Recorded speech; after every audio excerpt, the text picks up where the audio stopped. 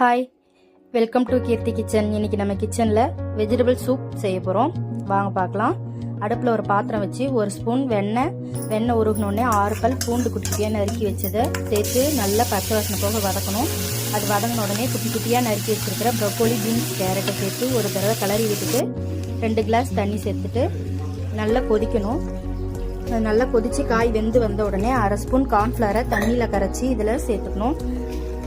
1/2 spoon தான் சேர்க்கணும், நிறைய சேர்க்க வேண்டாம். இதை சேர்த்து ஒரு 2 நிமிஷம் நல்லா கொதிக்க விடலாம்.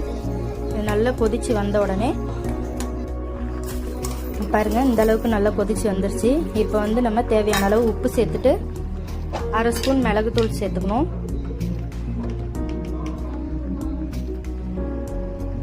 அரை ஸ்பூன் மிளகுத்தூள் சேர்த்து கொதிக்க விட வேண்டாம். இப்போ நம்ம கட் பண்ணி வச்சிருக்கிற கொத்தமல்லி தழையை சேர்த்துட்டு அடுப்பை ஆஃப் பண்ணிடலாம்.